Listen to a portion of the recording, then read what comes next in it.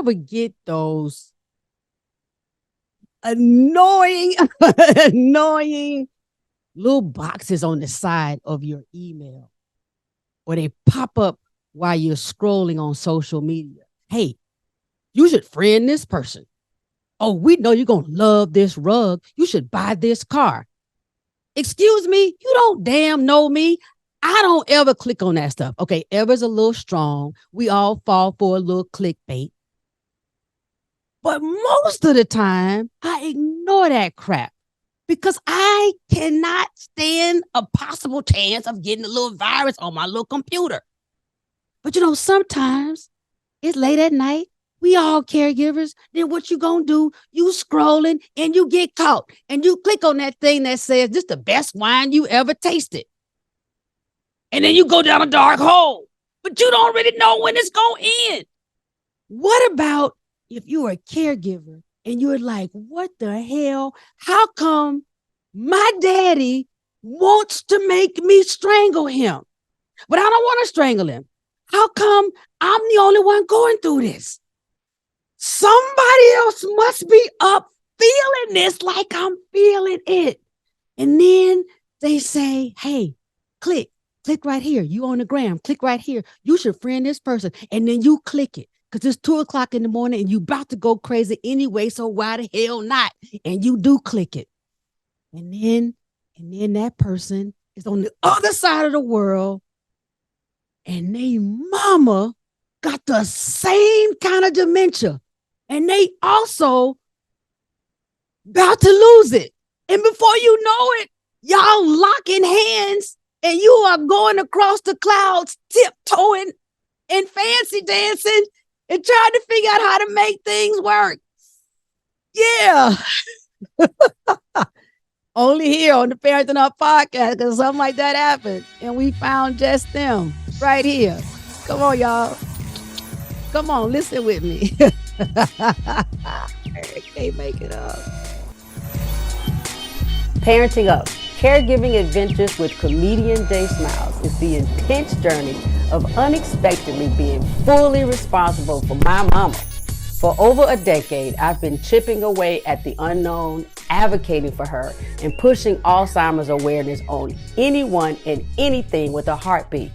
Spoiler alert, I started comedy because this shit is so heavy, so be ready for the jokes. Caregiver newbies, OGs, and village members just willing to prop up a caregiver, you are in the right place.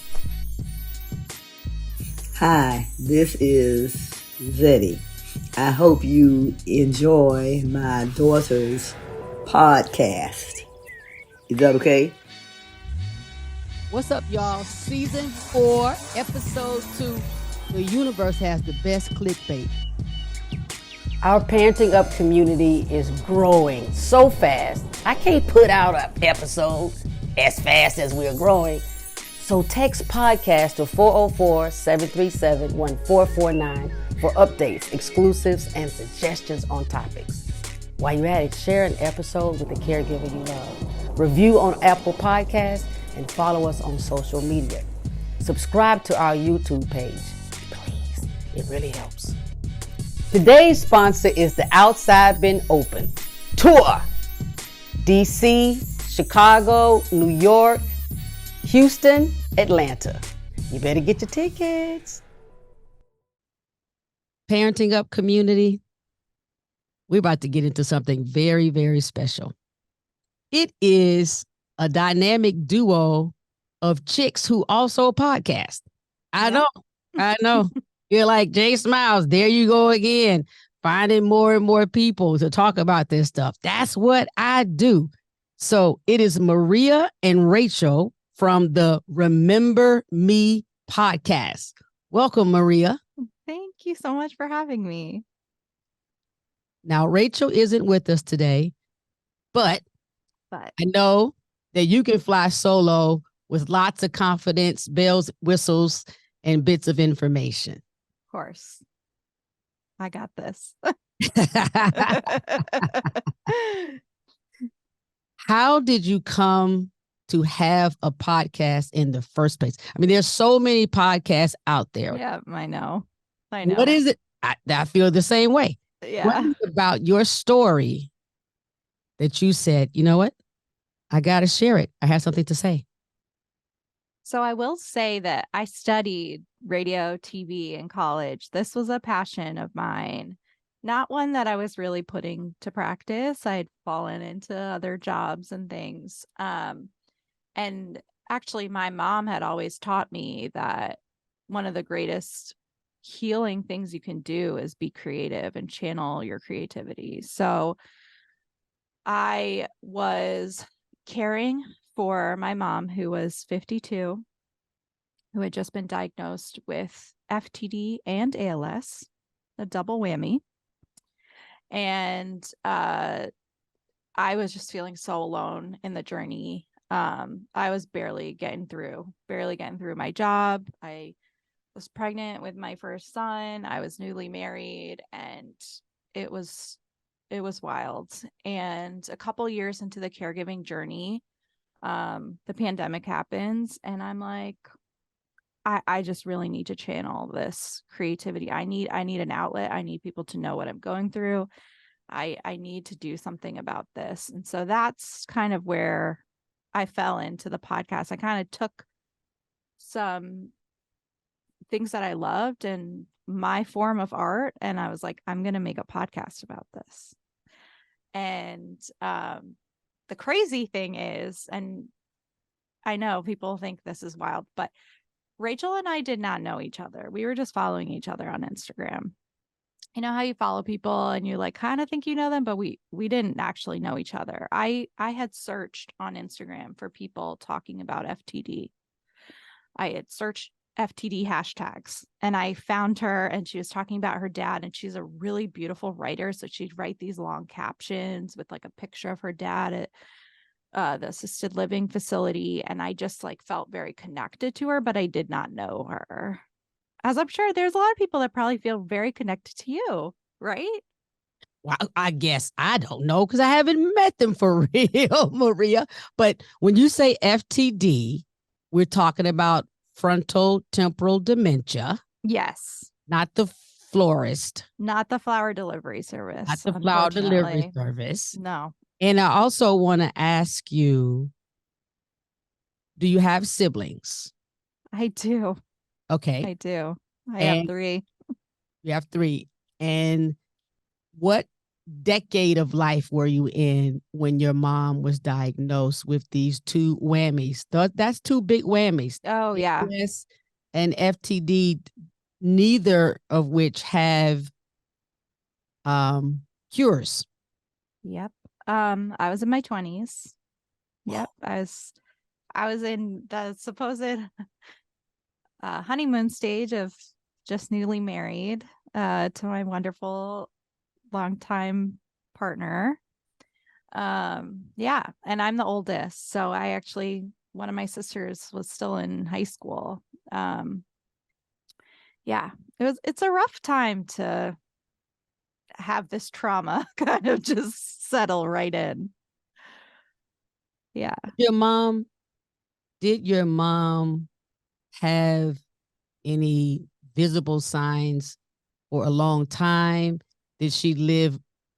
I guess my point is, did it sneak up on you as a family? Yeah. Because she wasn't near you and maybe you didn't see her, or had it been creeping up and you just didn't quite know what that eye blinking was, or what, her foot dragging happened to me? So her initial symptoms were a language issues. And there were physical language problems that were the ALS, and there were like word recognition issues and like forming speech issues like that were the frontal temporal dementia. So she was like a very eloquent person that was suddenly using very simple words, or forgetting words, or just responding in just like very curt ways, which was not her personality or just her way of, her way of communicating. She also, Greek was her first language, and she like suddenly could not speak Greek to her family. And I think she was in that time of her life where her kids were kind of all leaving the nest, menopause. Like, people are starting to explain things as like, well, maybe she's depressed, maybe it's midlife crisis, trying to explain. They thought her slurred speech was drinking, which it wasn't. And I think actually, you said something about, oh, maybe you live far away, and so like you didn't really have a pulse on it. We actually live close, and I think because the changes were so itty bitty over time and we were with her all the time, I don't think we noticed it as much as, say, a family member that would fly in for a special occasion and see a drastic difference from the last time they saw her. But the initial symptoms were so subtle that, and we had no idea what FTD was. Who even knows what that is? So we didn't know. And I think it just literally got to a place where it did creep up on us. I felt like I could no longer have a conversation with my mother. And my dad was like, I got to take her to the doctor and see what's going on here.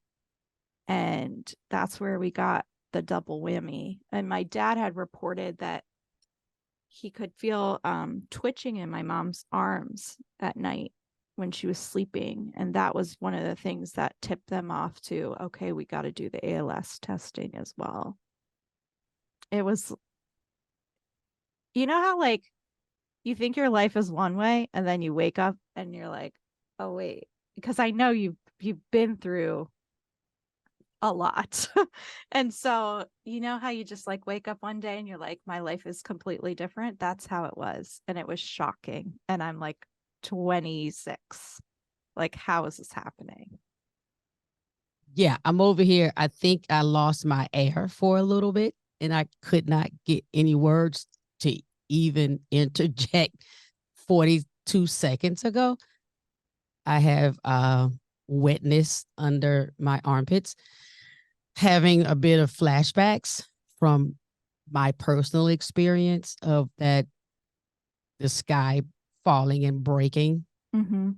And what you're describing, did you go to the primary care doctor first and then they just sent your parents to a number of specialists?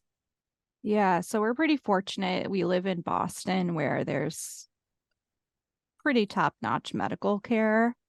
And my dad, so I wasn't a part of the initial visits actually, because I think my dad and my mom were kind of trying to protect us kids, trying to figure out what they were dealing with before they said anything. Even though we all knew, you always know there's something. Isn't that crazy? Yeah, kids can feel it. Even like my son, when he was so little, he knew things were different. But yeah, I think they initially went to the primary care doctor, and the clock test they do, they did like they did that test and some basic tests I think they do also for Alzheimer's. And she could not draw a clock. She couldn't remember. They'd say like a word and then, 5 minutes later be like, what was that word? And it wasn't memory for her, but it was her processing. For those of you who might not be familiar with the clock test, a fairly standard, at least in the United States, a fairly standard exam for any primary care physician, definitely for neurologists. And when they're trying to see how you're doing as an adult, they will ask you to draw an analog clock. And they'll say, draw a clock and make it say 2 p.m. Yep. Or just 2 o'clock. It doesn't matter if it's a.m. or p.m., I guess. And you're supposed to draw a circle, place all the numbers, from 12, 1 o'clock all the way back to 12. And then you should draw the long hand and the second hand appropriately. And it tells them pretty quickly if a person is having difficulty with their cognitive functioning. Mm-hmm. And depending upon if, first thing is it even a circle? Can they draw a circle? Mm-hmm. Another thing is, do they place the numbers? Do they even write 1 to 12? Do they put those numbers at all anywhere on the page? Do they space them the And right do they way? correct? Yeah. Do they space them in the circle the way a clock should be spaced? And then, heaven forbid, do you actually put the shorthand by the pointing to the 2 and then the longer hand pointing to the 12? That, believe it or not, that is a lot of high level cognitive processing neurologically. And what Maria is sharing with us is that her mom did not draw the clock. I don't even think she could start. I don't think she could follow any direction. It's crazy though, like when I tell you that she was functioning in the world like to other people, like you couldn't tell she was sick. Like, but then I tell you that my dad brought her and that happened. It sounds crazy, but I do think that a lot of people with FTD, especially with their age, they fly under the radar. But that was a big moment for my dad to visually see, like, wait, Right. okay, Yeah. there's something here. Did they start testing? Wait, let me say this over. What was the time lapse between, okay, we think this is FTD? No, let me back up even further. What made them decide from the clock to something else for FTD? Because my mom couldn't draw the clock either, but they ended up going down a series of tests that led to Alzheimer's. So from the PCP, they were referred to a neurologist. And this is a couple neurologist appointments in is where I, as the oldest sibling, was like, yeah, I'm attending all of these. So put them on my calendar, and I don't care what you say. I'm going to these. And the neurologist, the way that they're able to tell that it's FTD is she was someone with a high level of education, which I know your mom's like, we could do a whole episode, I'm sure you have, about your mom and her incredible accomplishments. My mom had like a high level of education, could not form words, or her vocabulary was very limited. But I should re-say that. I think the way that they could tell is honestly probably by the scans. She had atrophy in her frontal lobe. But what I think led them to do those tests were that her age and the language issues that she was having. It wasn't, as we do hear some Alzheimer's stories, early onset Alzheimer's stories on our podcast, and a lot of times, they still can communicate pretty well, but are having memory challenges. But this was different. It was presenting almost as if maybe she had had a stroke. And so they did do all of the, the MRI, I think a PET scan, and they could see the atrophy in her frontal lobe. And let me just say too, she was in a top hospital where they knew what to look for. They knew what FTD was, and they knew they could tell some markers. Also, some things like subtle things again, like, is she not making as many outgoing phone calls? Is she acting apathetic? Those kinds of screening questions. But like I said, they're very highly skilled, experts in FTD, so they knew to look for it. But this is not a typical story. In many ways, we were very lucky. Understood. Did you have to fight with dad or mom to insert yourself on those initial visits? Yes. How'd that go? Um, How did you do it? Like, did you? how did I do it? I mean, Yeah. I'm the oldest child. It's just in me. I don't know.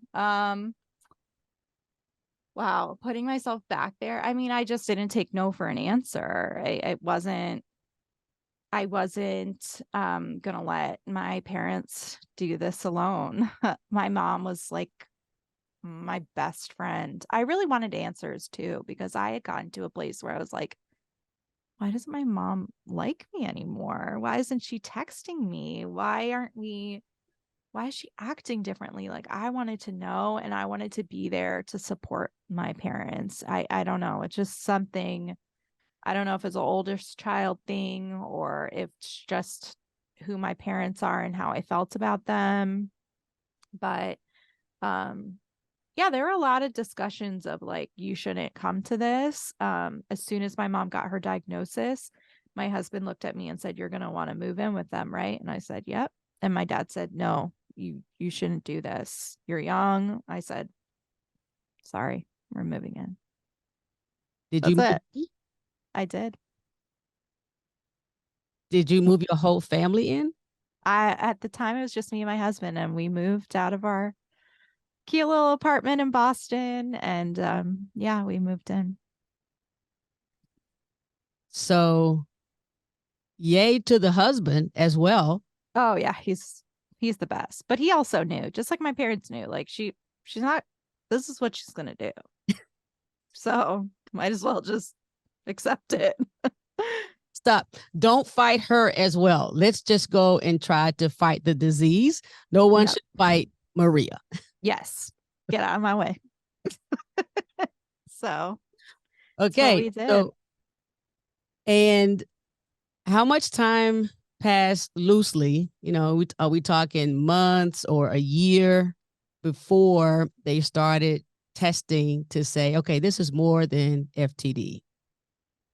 Um, I think at the center she was at, it was both a FTD and ALS center. So I think it was pretty quick soon after, I would say. But they did actually leave that hospital and go to another, because when you get a terminal diagnosis like that, I think my dad was like, I'd like a second opinion. And so I think from the time of maybe that initial PCP visit to confirmed FTD, confirmed ALS, and again, this is because all the stars aligned and we were in Boston, I think it was 6 or 7 months. And that's short. Yes, it is. Yeah. I mean, that's almost like as short as a Catholic mass. That's the same as like comparing, a Baptist Easter service to a Catholic microwave mass. I'm Catholic, so I remember I may not practice as um, uh, fiercely as I once did, but we can have a 12-minute mass on a Wednesday, just on a regular June day, just That's to get pretty you. quick because Yeah, I'm Greek Orthodox and we don't do anything quick. yeah, It's a 2 hour mass every Sunday. yeah. Now on Sundays it won't be that short, but if you're talking about a Saturday mass or during the week, because the goal is just come in and get your prayers and get back to work. Mm-hmm. That's the notion of we just want you to go on and get in here. But what It's would the express. Yeah. yes, absolutely, absolutely. Okay, so then you determine that you're going to do this podcast. You find Rachel. Well, you find Rachel first. I find Rachel first and I follow her for, let's say, 6, 9 months. Okay. And she's caring for her dad. And I'm seeing these beautiful photos and reading about her journey.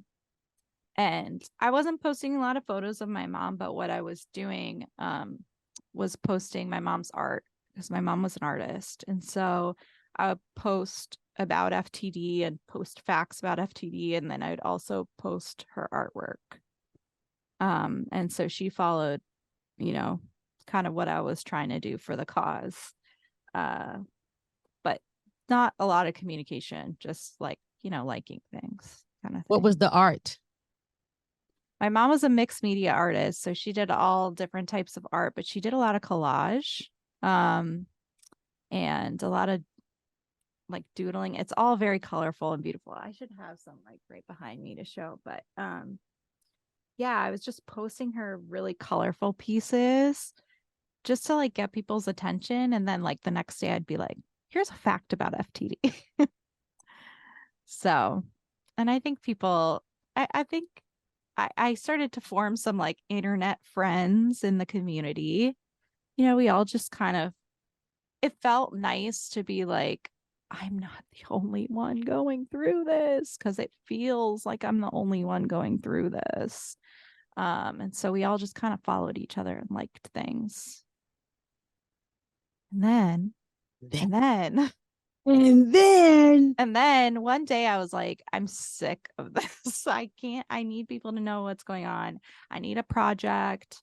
I know this sounds probably kind of silly, but like there was this meme during the pandemic that was like, just remember, like during the plague is when Shakespeare wrote King Lear.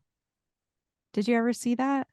I did not see that meme, but I would love you to send it to me because that Yeah. very. I was like, okay, like that stuck with me. Like, yes, we're in this, like, I'm talking like this was like the lockdown period. Like, you were wiping your groceries off with a antibacterial wipe, like that phase where it felt like we're never going to go outside again, and the walls were closing in. And I saw that and I was like, maybe I could do something right now. Like, maybe I could make something happen. I mean, of course, you never know when you set out to do something like what it's going to turn out into. But for me, it was like, I just want to do a project. And then I posted on my little Instagram that I have my mom's art on. I said, I want to do a project. Does anyone want to do it with me? And bloop, Rachel's DM comes up. And kind of the rest is history. I mean, we did not know each other though. Like, did you know the project would be a podcast? So did Rachel say, "Hey, I want to do a project too," and the project is a podcast? I posted, and we actually have this like on our website. We have like a blog that's like, it all starts with an idea, and it has like the screenshots of her messaging me and replying to my story. I knew I wanted to do a podcast. The original concept for the podcast was too technical, and I was like, what I really want people to know is I want people to know how much my mom has changed, and I want them to remember her for who she was before.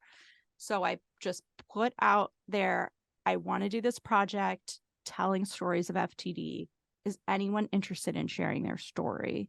And that's when Rachel immediately replied, and I started kind of telling her the concept. And I think the thought was that maybe she would be my first guest. But we got on a Zoom, and I don't know. I think it was fate. Her boys were tackling her in the background. Again, this is like when you're not allowed to go outside. So like her kids are stir crazy. My 2-year-old's like crawling on my back, and she's telling me about her dad, and I'm telling her about my mom. And like, I don't have to really explain too much. Everything she's saying, I'm nodding. Everything I'm saying, she's nodding. And I called her a couple days later and I was like, do you want to be my co-host? And she was like, okay.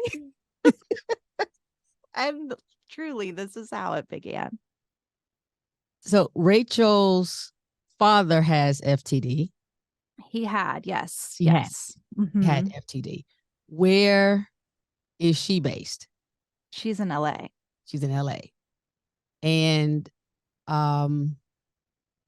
prior to meeting, was her father also in heaven already before the podcast started?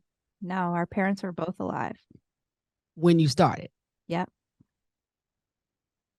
How was that? You start the podcast with them alive, then they get their wings, which They is the got way their we say it wings. here Yep. on the Parenting Up podcast. They get their wings. The podcast continues. That's a major shift in perspective.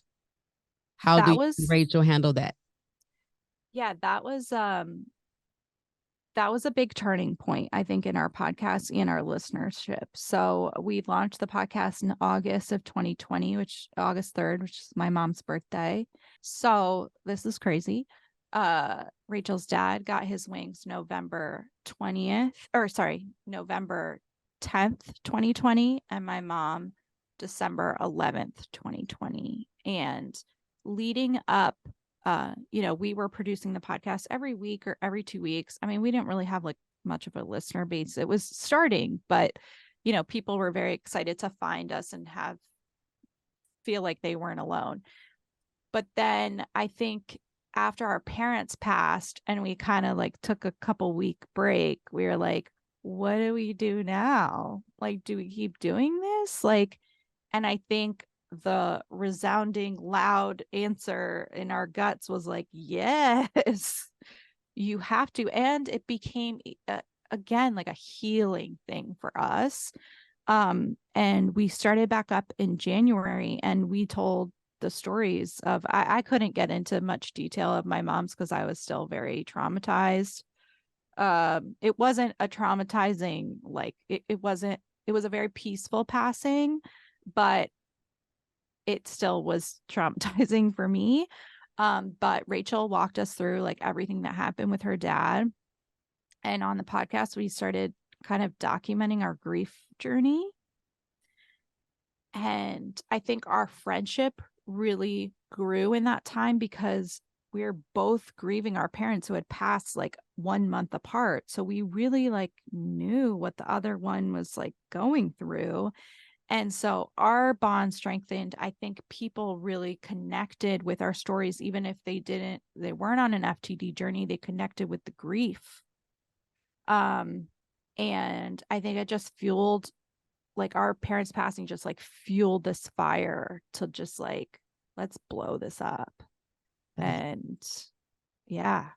I love it. How have you helped people normalize grief, specifically when you're dealing with you have a young kid, she has young children, you have parents with a disease that it's going to get the best of them sooner than later. So you're in this thing called the sandwich generation. Yep. And you're handling grief. You're telling stories about it. You're trying to help others. This, managing, coping with grief with adults and kids. How have you helped people really get manage that thing? Yeah, I think honestly it's somewhat simple, but it is challenging for us. I mean, we have to be vulnerable. We talk about it, period. Like we don't shy away.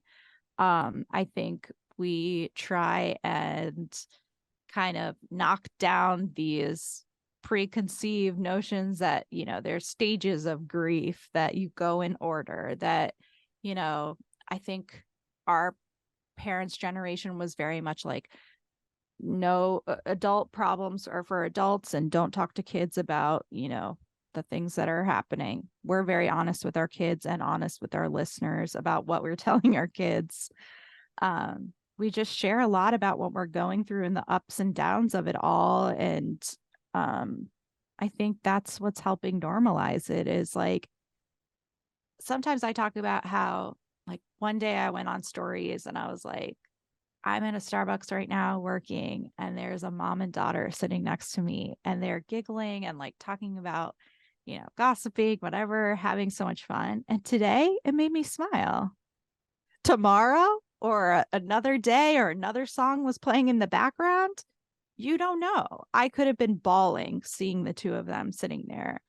But I think just talking about the complexities and just breaking down like these stereotypes we have about grief, I think is what is helping people feel less alone is, you know, just getting out there and talking about it. And I think too, like for me, it was helpful when we had someone come on the podcast and talk about her mom's passing before my mom passed and all the grief that she went through. I remember being at my mom's bedside when my mom was passing and remembering this girl's story and the things that she said. And so I think, you know, just hearing someone else going through it, it sounds simple, but that's what it is. It's just talking about it, you know, and not shying away from it and not trying to wrap it up with a nice little positive bow. You know, sometimes it's dark, and that's the truth. Yes. Yes. My grandmother, she did not have any form of dementia.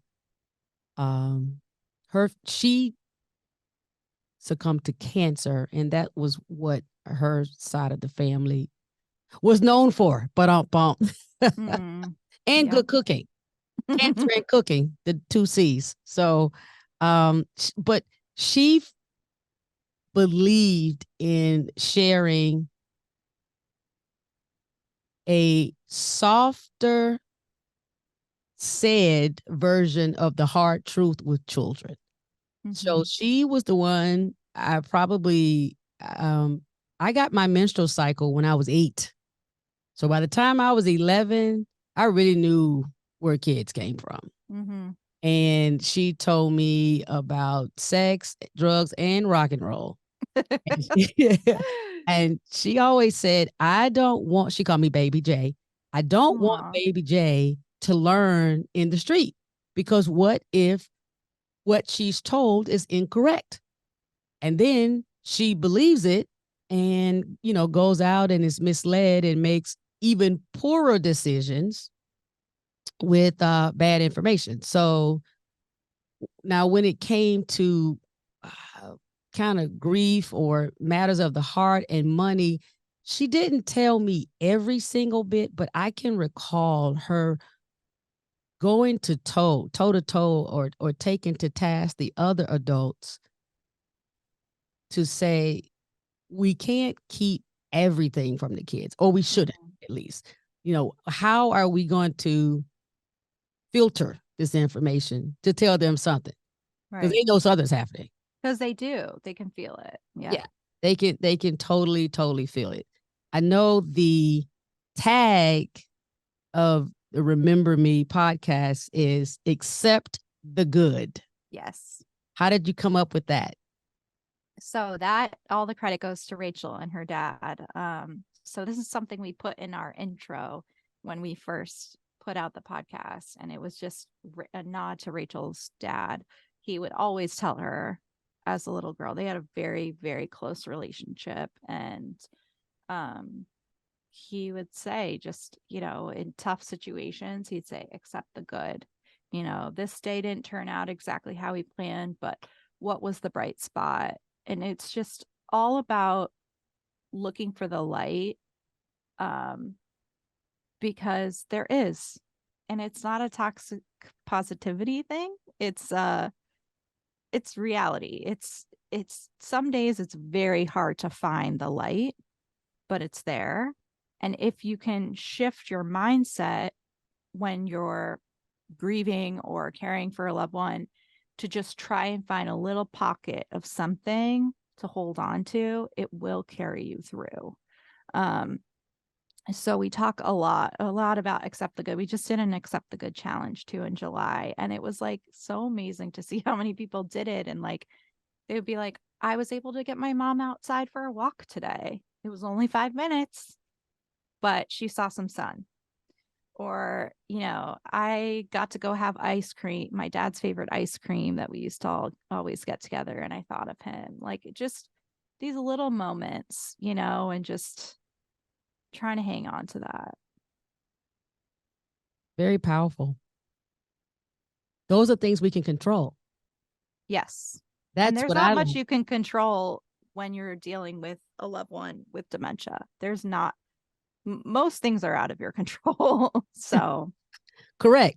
But I can control accepting the good. yes.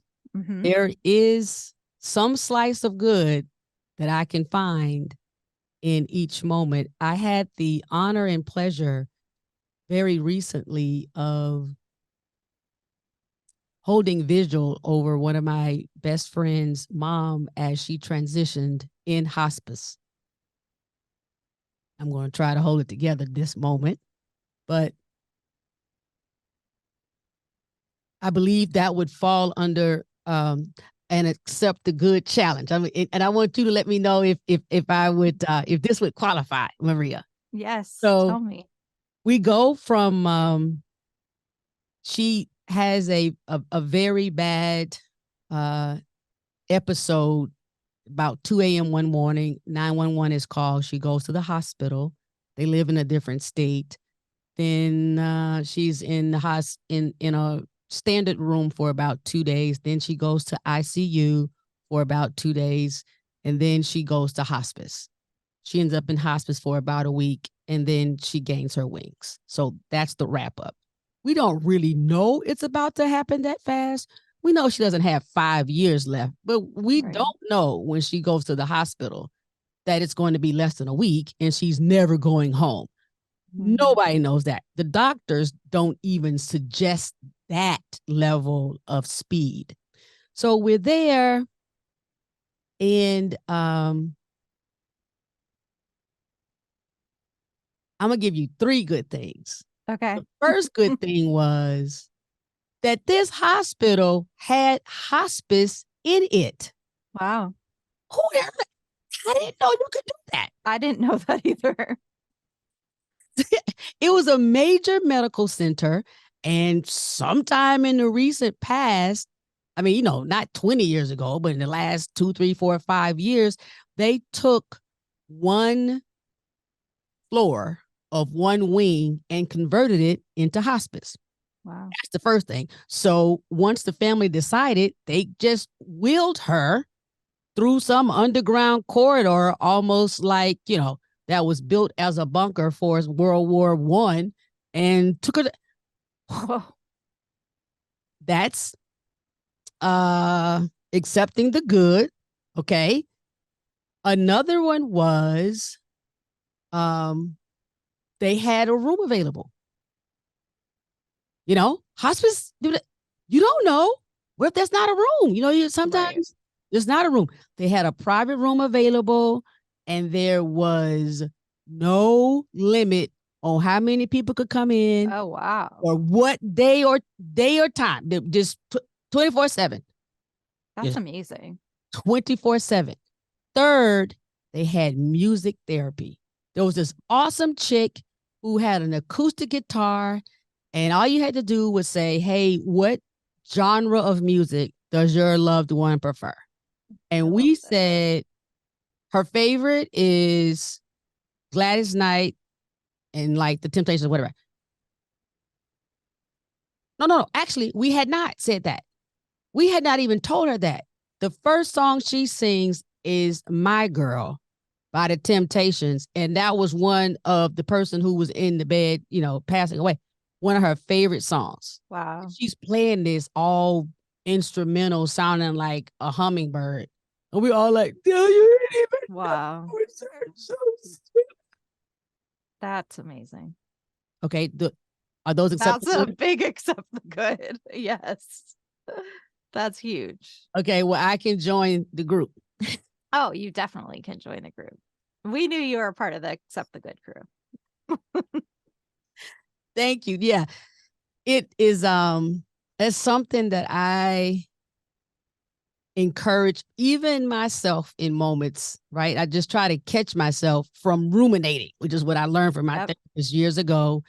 If you just find yourself going down that dark hole, this didn't go right. If I'd only done this, if I if. Hey, that's all over. Yep. Look at what happened and find something positive or good about it. Because Yep. no matter what happened, it could have been worse. Oh, yes. Yes.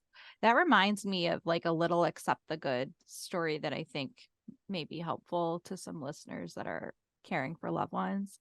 So, talk about ruminating. I would ruminate on all the things my mom could no longer do with me. I was pregnant. She could barely even like acknowledge my pregnancy. She couldn't speak anymore. And I was living with her, and I was just thinking about all those things she couldn't do. And then I had decided, this is before I knew accept the good, but I was practicing it sometimes. Um, I decided, okay, on Thursdays, we're going to go in the drive through because she wasn't very mobile, but we'll drive to the drive through Starbucks and get her favorite drink. And I'm going to blast 80s music on the way because she loved 80s music because that was like her heyday, like her college days.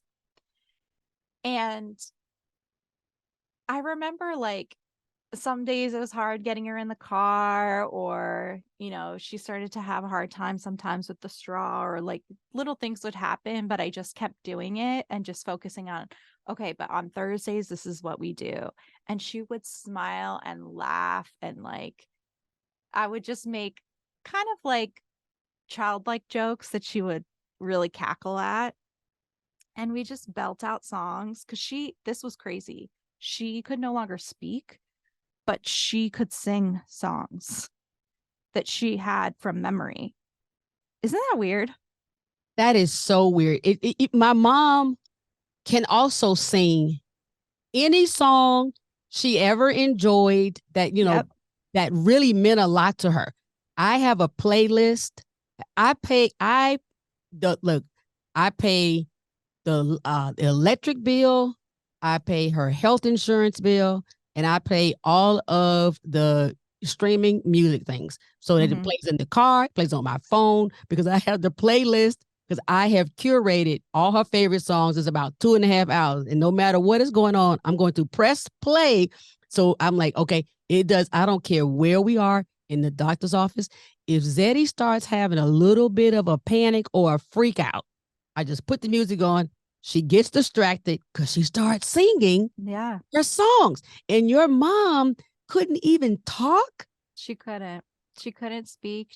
She was down to just like saying like yeah, or like, actually, not to get very super religious, but the last words my mom would ever say is Jesus. Everything she saw, that was her last word. Jesus, Jesus.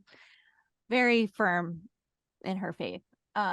But yeah, but we put on the 80s music, and it was crazy because I could hear her voice and the like.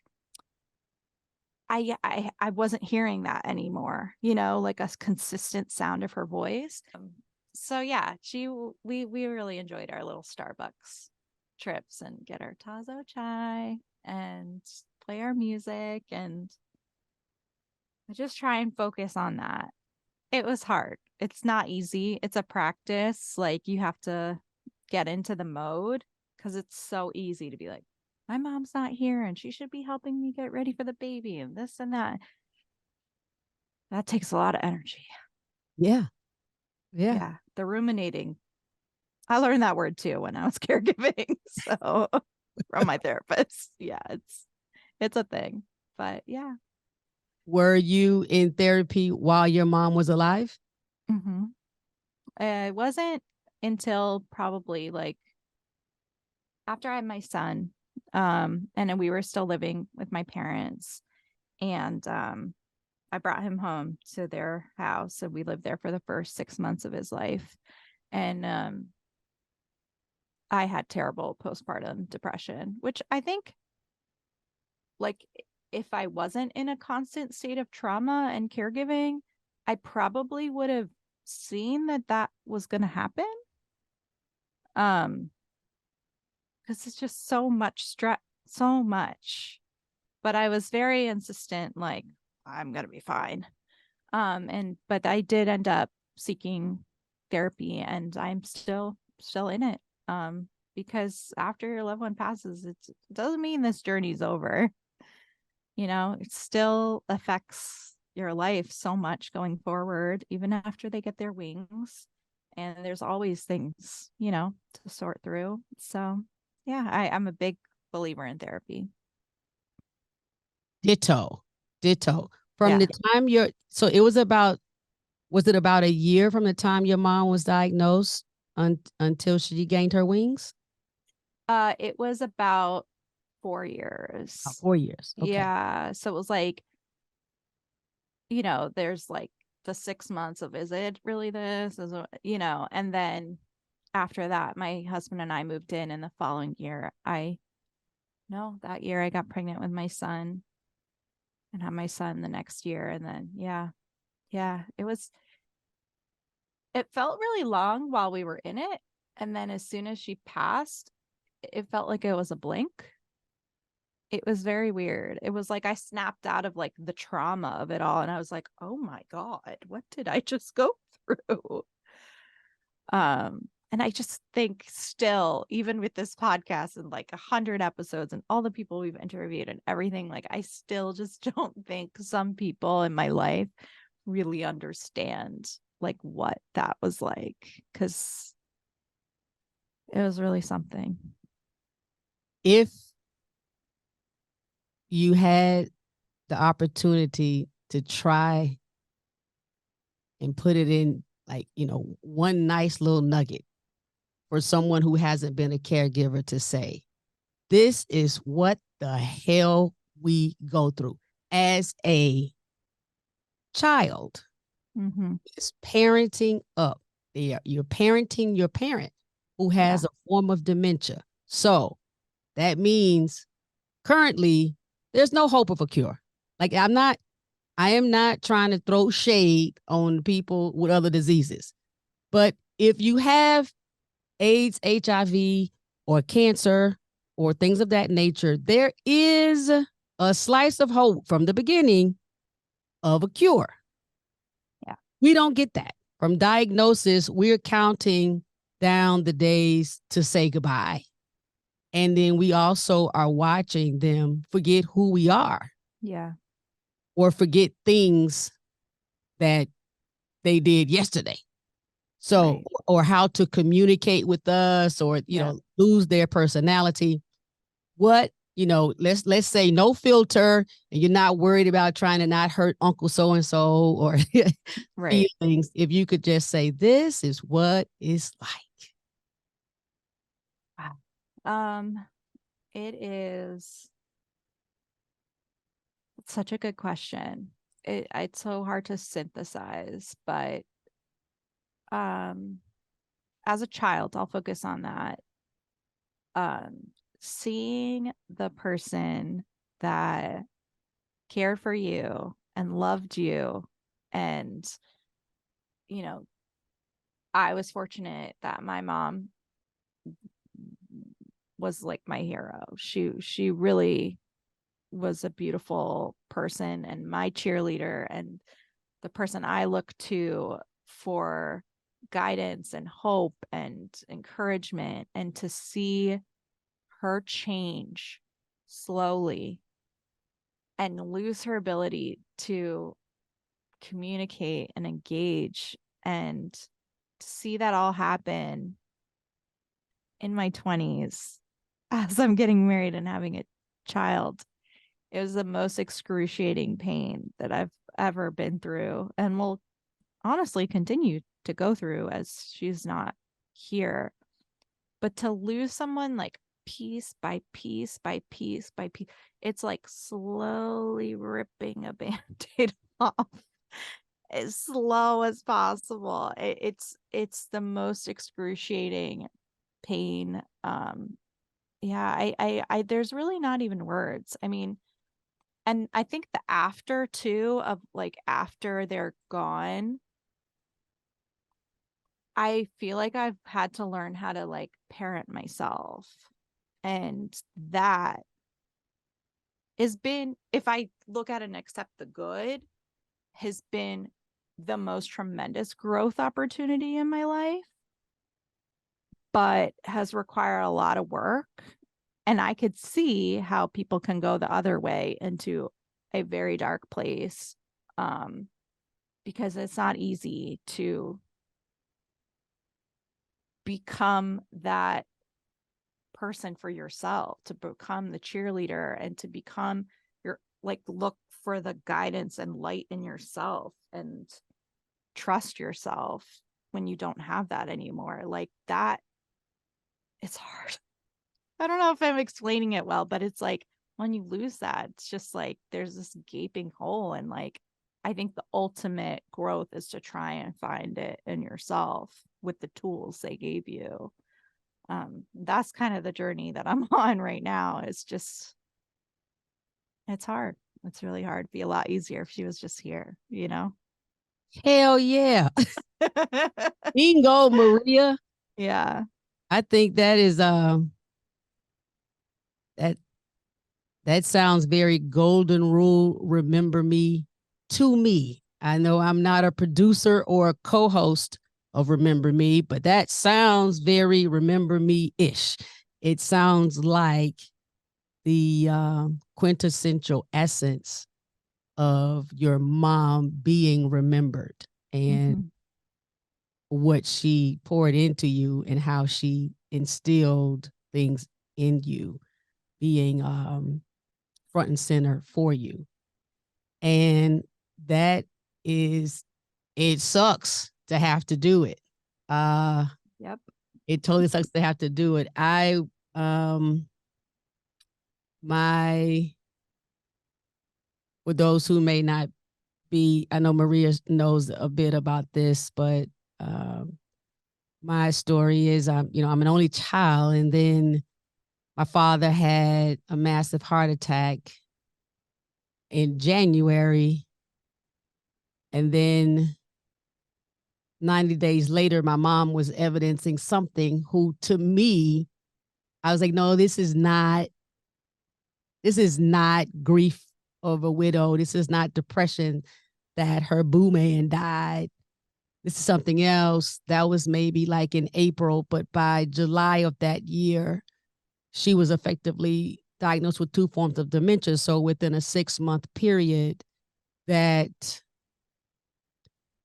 cheerleader, support foundation, protection, advisory council that you speak of, I had 2 strong pillars. And then 6 months later, I didn't have either. And so the notion, I agree. Mm-hmm. And I haven't heard anyone else speak it so clearly as you just did. And thank you. But that the concept of, you also have to parent yourself. But as long as your parent is alive, even when they have dementia, there's a part of you who still believes that they are parenting you, and Oh, that yeah. they're leading you and telling you to do something. Because I know right now, like literally like 3 days ago, I whispered something to Zeddy and laid my head on her chest and asked her something. Of course, she didn't give me any words, but I just laid my head on her chest and she patted me and she said, "Uh-huh, baby. Uh-huh." Ugh, That that's was good the enough. best.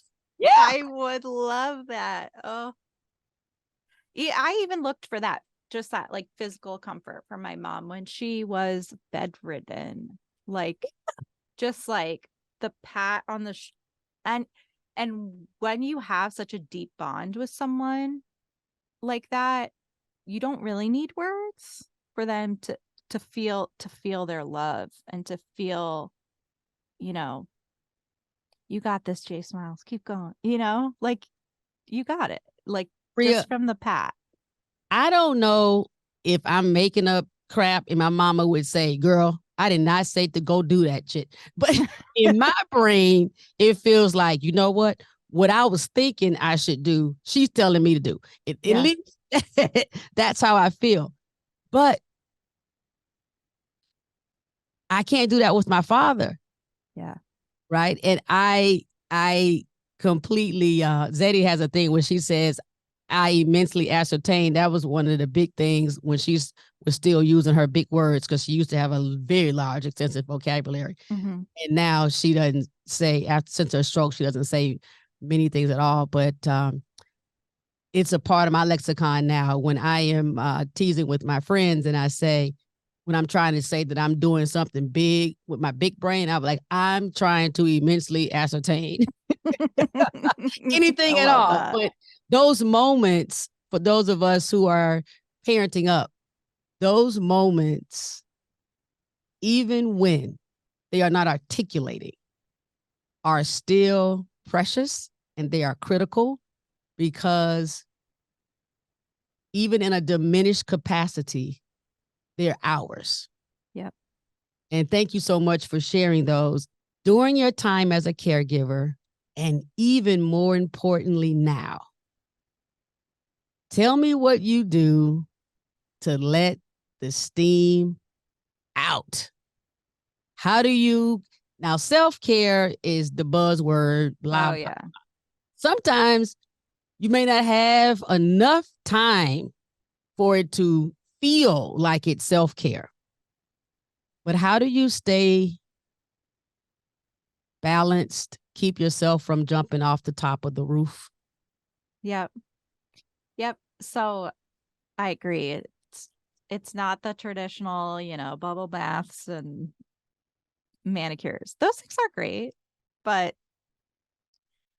my thing is saying no. Self-care for me is saying no. And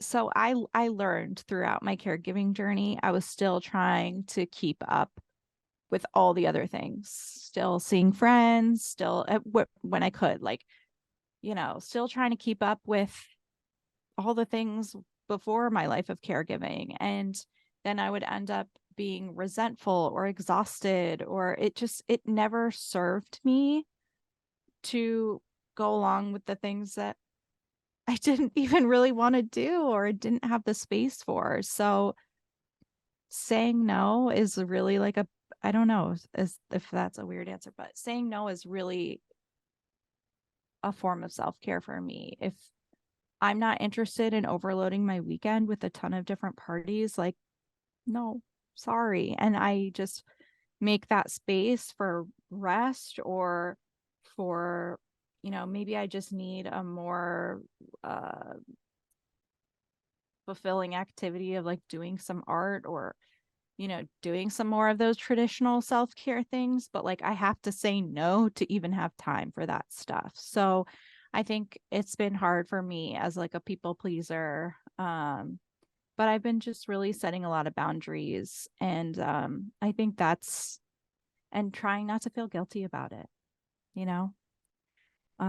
That's really been my best and most kind of unique form of self-care.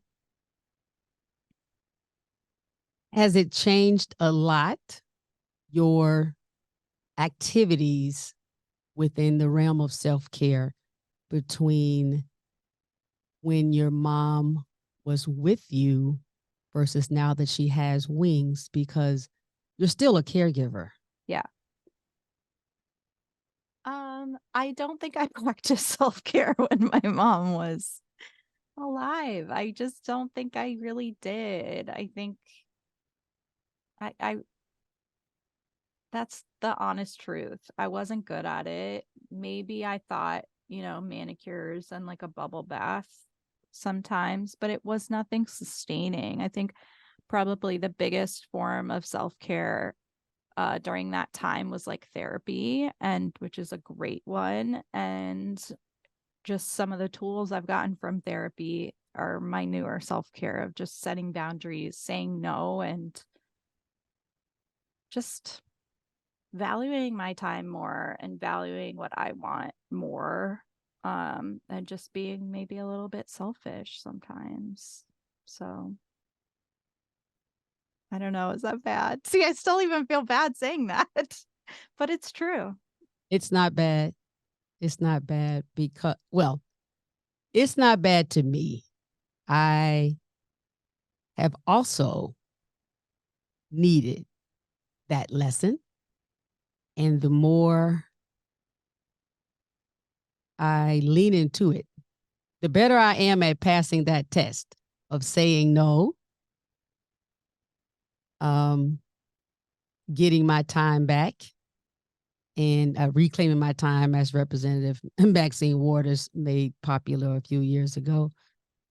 Then I actually show up more energetic, more intentional, with a better spirit for family, friends, colleagues, partners.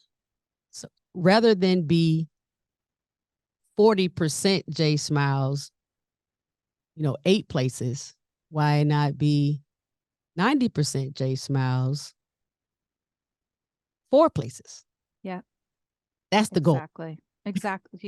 You get exactly what I'm saying. Yeah. That's the goal. It's an effort. It's an effort to get there. But what I recognize is that I only get one me, and I only get one chance at this life as this person. I don't know what happens after my time on earth as Jay Smiles ends. I don't really know. I know I have some internal beliefs, but nobody for real has come back and told us what happened. So Right. I'm not getting into that. It's not that I see people and I am a believer, in holy things and things of that nature. But so and I believe in science. But it is hard.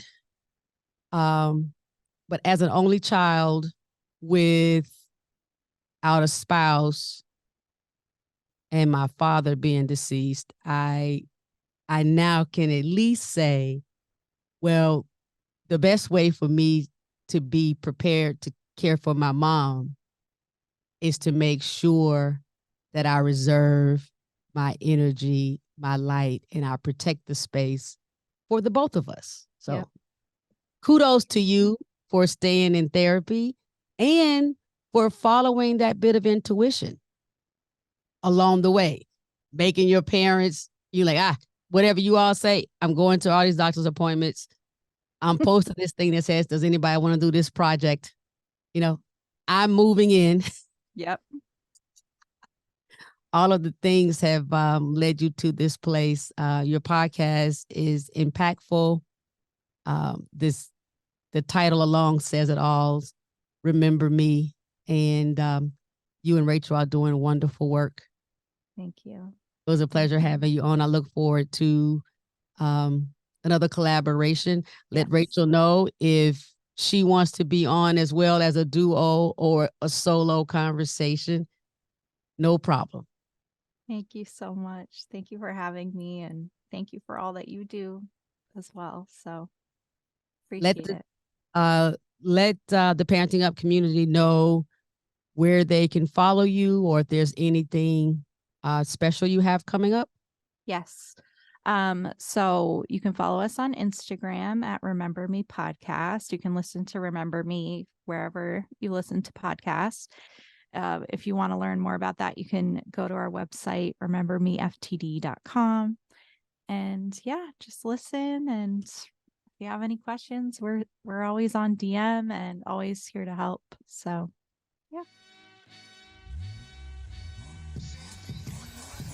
The snuggle up.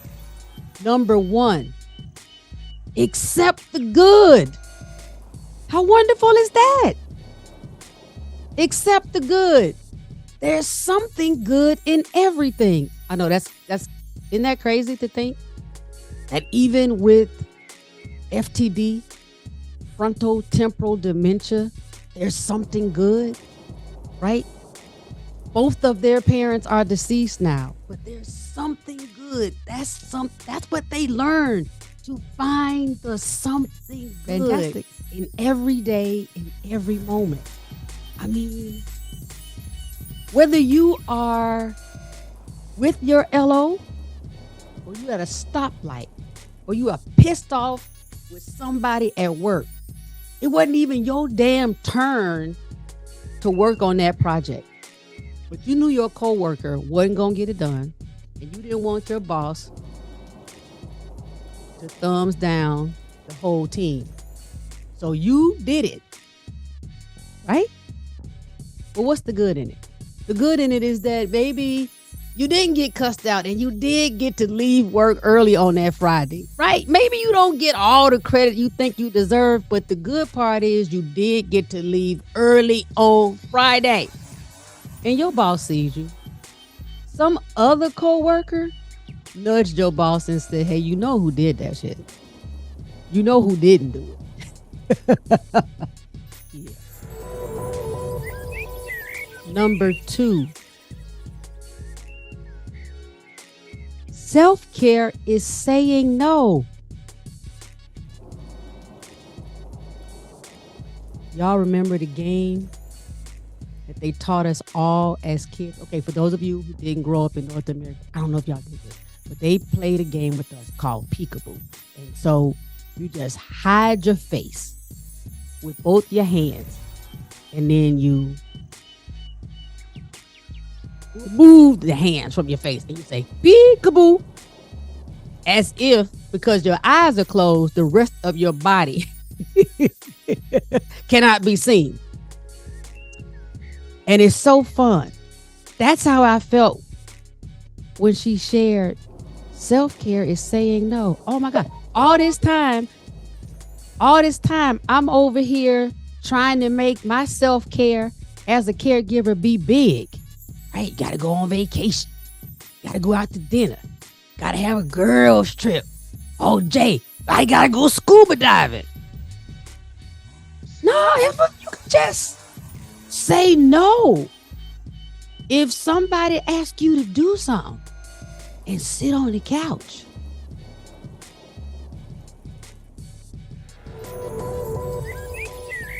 Parenting yourself after your LO has passed on.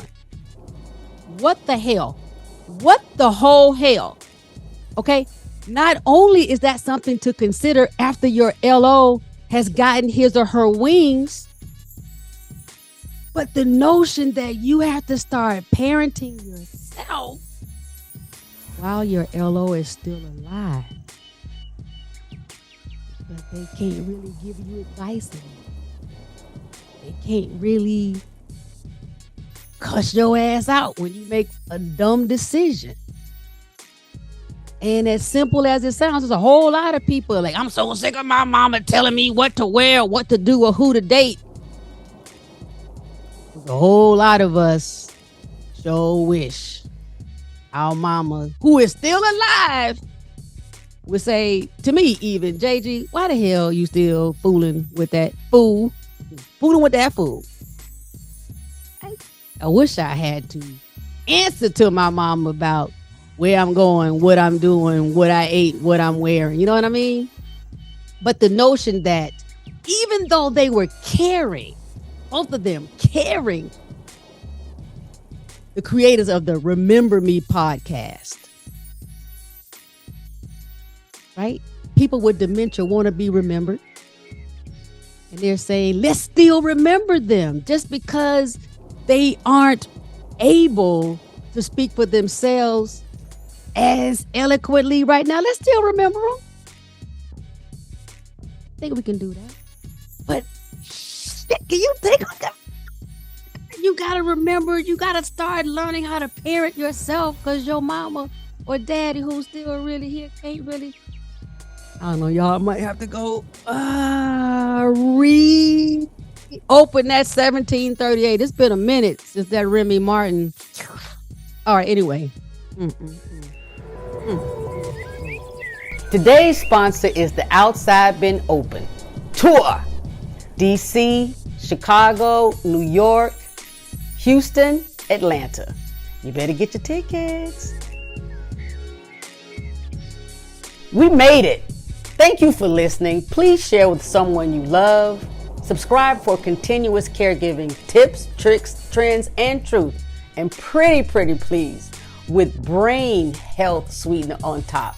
Review on Apple Podcasts, subscribe to our YouTube page, and follow us on social media too. I'm a comedian. Alzheimer's is heavy, but we ain't gotta be.